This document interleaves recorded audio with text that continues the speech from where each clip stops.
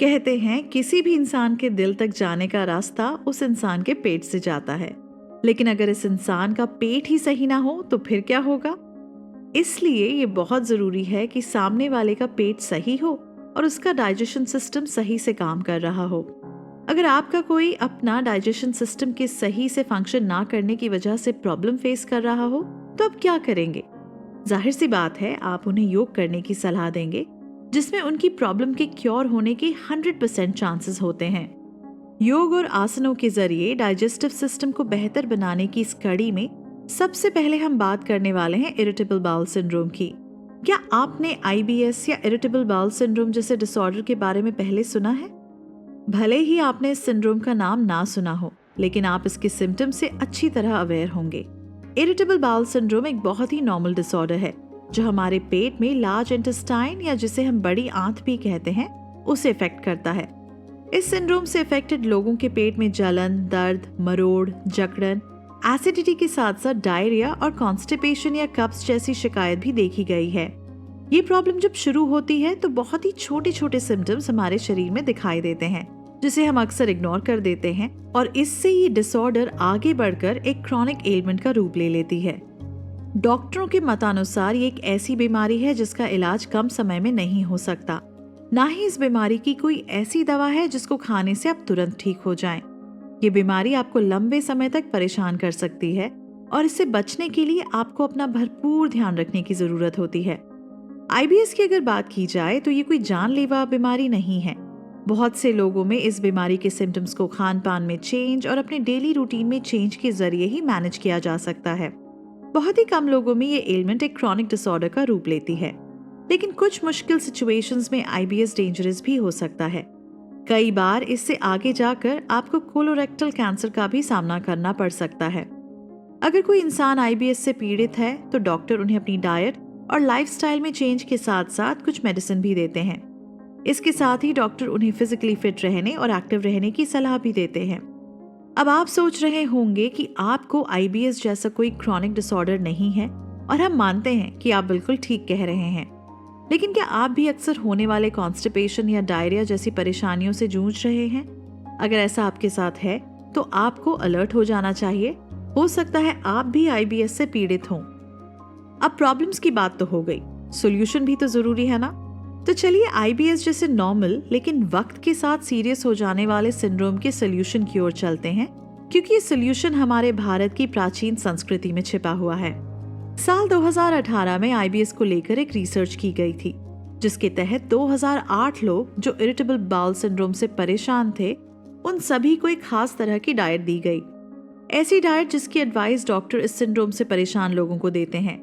पूरे 3 हफ्ते तक इन लोगों ने इसी डाइट चार्ट को फॉलो किया, लेकिन इनमें से बहुत ही कम लोगों को, जिनकी संख्या लगभग 10 से भी कम थी, उन्हें IBS के सिम्टम से थोड़ी राहत मिली, पर बाकी लोग उसी तरह से परेशान थे।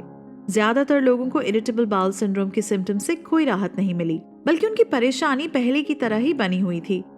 इसके बाद इसी रिसर्च के अंतर्गत इन सभी IBS से पीड़ित लोगों से 12 हफ्ते तक योगा प्रैक्टिस करवाई गई। 12 हफ्तों के बाद इंस्पेक्शन के दौरान पता चला कि 208 में से ज्यादातर लोग IBS के सिम्टम से राहत पा चुके थे। उन्हें अब तकलीफ बिल्कुल ना के बराबर हो रही थी।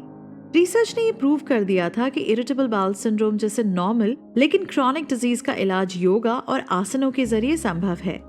इससे पहले भी 2016 में इसी तरह का रिसर्च किया गया था, जिसमें इरिटेबल बाउल सिंड्रोम और दूसरी पेट की तकलीफ से परेशान लोगों को 16 वीक्स तक योगा प्रैक्टिस करवाया गया था। इस योगा प्रैक्टिस के बाद इनमें से ज्यादातर लोगों ने अपनी तकलीफों से राहत पा ली थी। इसी रिसर्च में कुछ लोगों को योगा अभ्यास के जरिए पैदल चलने का अभ्यास करवाया गया, और 16 हफ्ते बाद योगा अभ्यास और पैदल चलने वाले लोगों को कंपेयर करने पर यह पाया गया कि योगा अभ्यास करने वालों को पैदल चलने वालों से ज्यादा फायदा हुआ।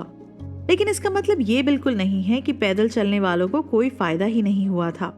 उन्हें भी फायदा हुआ था, लेकिन योगा अभ्यास ने इस फायदे को कई गुना ज्यादा बढ़ा दिया, जिससे ये बात साबित हो गई कि योगा अभ्यास पेट से जुड़ी परेशानियों को और डाइजेस्टिव सिस्टम को स्ट्रॉन्ग बनाने में सबसे ज्यादा मदद करता है। इन दोनों रिसर्च के बारे में जानकर आप ये समझ गए होंगे कि इरिटेबल बाउल सिंड्रोम जैसी डाइजेस्टिव सिस्टम डिसऑर्डर को योगा अभ्यास और आसनों के जरिए आसानी से ठीक किया जा सकता है। लेकिन इसमें सबसे ज्यादा इम्पोर्टेंट और गहराई से समझने वाली बात यह है कि योगा अभ्यास कोई एलोपैथी मेडिसिन की तरह बिल्कुल नहीं है कि एक हफ्ते तक लिया और कई महीनों तक राहत मिल गई, या एक छोटी सी गोली हर रोज ली और आपको बीमारी से आराम मिल गया।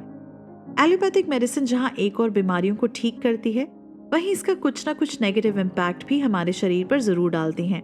इसलिए आजकल लोग दवाइयों से दूर हटकर नेचुरल तरीके से खुद को ठीक करने पर ज्यादा भरोसा करने लगे हैं। यही नहीं, हेल्थ एक्सपर्ट भी यही सलाह देते हैं।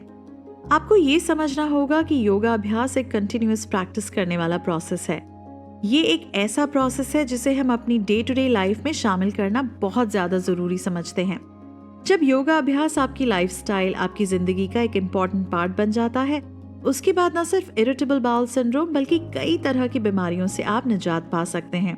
खास तौर पर योग आपके डाइजेस्टिव सिस्टम को 4 गुना ज्यादा मजबूत बना देता है। डाइजेस्टिव सिस्टम के मजबूत होने से कई लोग सिर्फ ये समझते हैं कि आपका खाना अच्छी तरह से पच जाएगा और आपको पेट में किसी भी तरह की तकलीफों का सामना नहीं करना पड़ेगा, लेकिन ये बात सही होते हुए भी काफी हद तक गलत है। दरअसल डाइजेस्टिव सिस्टम और पाचन तंत्र हमारे मेटाबॉलिज्म से जुड़े हुए हैं। ये न सिर्फ हमारे द्वारा खाए गए भोजन को तोड़कर उसे पचाने में हमारी मदद करता है, बल्कि इसी डाइजेस्टिव सिस्टम और मेटाबॉलिज्म के जरिए ही भोजन में मौजूद सभी न्यूट्रिएंट्स जैसे मिनरल्स, विटामिन, प्रोटीन हमारे शरीर के द्वारा अब्सॉर्ब होते हैं, जिससे हमें जिंदगी जीने के लिए ताकत मिलती है। इसलिए योगा अभ्यास हमारे डाइजेस्टिव सिस्टम के लिए और हमारे पूरे शरीर के लिए बहुत ज्यादा जरूरी है। ये तो हुई सेहतमंद बनने की जरूरी हिदायत, लेकिन अगर आप सेहतमंद और तंदुरुस्त रहने के साथ साथ खूबसूरत भी दिखना चाहते हैं, आप चाहते हैं कि आपका बॉडी शेप बिल्कुल परफेक्ट हो, तो आपको योग को अपनी जिंदगी में शामिल करना नहीं भूलना चाहिए। चलिए इससे जुड़ा एक सवाल मैं आपसे पूछती हूँ। बताएं वो कौन है जिनका शरीर बहुत भद्दा नजर आता है? इस सवाल का एक सीधा सा जवाब है ऐसे लोग जिनकी बेली निकली हुई होती है या फिर जिनके पेट का साइज बहुत बड़ा होता है। बिगड़ी हुई बेली के साथ उनका बॉडी शेप भी पूरी तरह से बिगड़ जाता है और वो दिखने में अच्छे नहीं लगते। इसलिए अगर आप अपने डाइजेस्टिव सिस्टम को हेल्दी बनाए रखने के साथ साथ अपनी बेली को कम करना चाहते हैं, आप अपने बेली को परफेक्ट शेप देना चाहते हैं, तो आपको योगासनों का निरंतर अभ्यास करना चाहिए। क्योंकि एक्सपर्ट भी ये मान चुके हैं कि अलग अलग तरह की एक्सरसाइज की तुलना में योग अभ्यास के जरिए बेली को सही शेप दिया जा सकता है। ये बेली फैट कम करने में सबसे जल्दी मदद करता है। इस एपिसोड को यहीं पर विराम देते हैं। अभी तक हमने जितनी भी बातें की हैं, उसके जरिए आप ये तो समझ चुके होंगे कि योग आपके डाइजेस्टिव सिस्टम और मेटाबॉलिज्म पर कितना अच्छा असर डालता है। साथ ही IBS और ऐसे ही दूसरे डाइजेस्टिव सिस्टम से जुड़े रोगों को योग के जरिए आप आसानी से दूर कर सकते हैं। आगे के एपिसोड में आप जानेंगे कि वो कौन से जरूरी योगा मेथड्स हैं जिनके जरिए आप अपने डाइजेस्टिव सिस्टम को और बेहतर बना सकते हैं। तो इस सीरीज को छोड़कर कहीं मत जाइए और सुनते रहिए कुकू FM पर आपकी हेल्थ से जुड़ी informative series improve digestive system with yoga.